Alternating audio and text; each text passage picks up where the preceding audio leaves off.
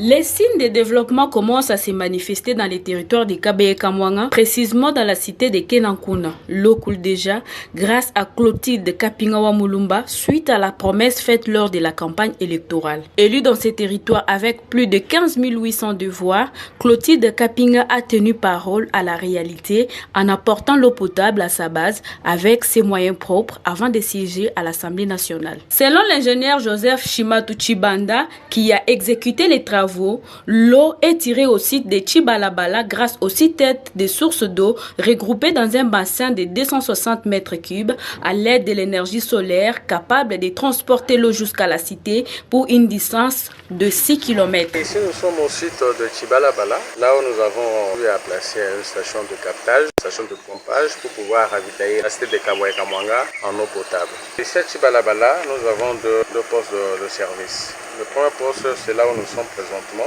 Ici, nous sommes au niveau du bac de captage. Et le bac de captage, c'est là où nous avons eu à capter 6 têtes de sources d'eau qui sont regroupées et captées, retenues par le système de bassin ici que vous voyez ici sur place. Et à partir de ce bassin, nous avons une pompe immergée dans le coin. Et cette pompe qui fait le transport de l'eau jusqu'au niveau du bac de pompage qui se tient un peu plus au-dessus, plus devant là. Et c'est maintenant à partir du bac de la station de pompage que nous ramenons l'eau au niveau du château d'eau. Parce que si nous avons essayé un peu de capter les sources, il y en a 6, et dans le bassin a une capacité de tout moins 260 mètres cubes d'eau que nous regroupons avec nos 6 têtes de sources que nous avons sur place ici. Et c'est comme ça que le premier site fonctionne ici. Maintenant au niveau du deuxième site, là nous avons la station de pompage. Là nous avons aussi d'autres pompes qui sont sur place pour pouvoir refouler l'eau jusqu'au niveau de la cité là. Grâce à cet investissement privé, 35 bornes fontaines sont érigées de part et d'autre pour arriver à desservir la population de la cité de Kenankuna en eau potable. Non, ce n'est pas un projet du gouvernement ou bien d'une structure internationale. C'est une dame. Bon, présentement on l'appelle honorable parce qu'elle a été élue massivement par la population par rapport à ses bienfaits, tout ce qu'elle a eu à faire au niveau de la cité, au niveau du territoire de Kabe et Kamwanga. Là, elle n'occupait pas de poste ministériel, elle n'était pas DG dans une entreprise quelconque, c'est par ses propres moyens et en cherchant, en sollicitant certains partenaires. C'est ainsi que ce projet est né.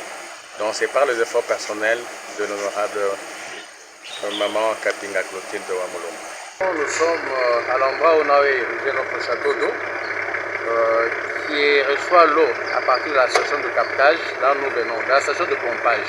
Parce qu'au total, nous en avons 35 fontaines. Nous avons essayé un peu de quadriller toute la cité, afin que toute la population dans son coin puisse avoir la possibilité de s'approvisionner en eau potable. Et c'est à partir d'ici, nous avons notre chambre de vanne ici. Là, nous avons fait la répartition du réseau.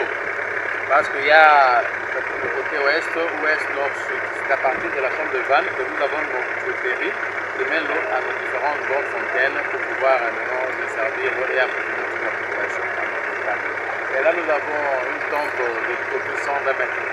Maintenant, on va procéder à la distribution sur de bonnes fontaines, toutefois en procédant aux essais techniques pour maintenant faire et vérifier la pression sur chaque grande fontaine. Et avec tout ce temps de travaux que nous avons eu à effectuer, ça nous servira aussi à pouvoir purger, faire la purge de toute la tuyauterie, afin que nous ayons une bonne eau à la sortie de chaque pompe, sur chaque grande fontaine. Satisfait du premier essai technique, les bénéficiaires n'ont pas hésité de remercier Clotilde Kapinga wa Mulumba, qui, avant de siéger, a pensé aux difficultés de sa base.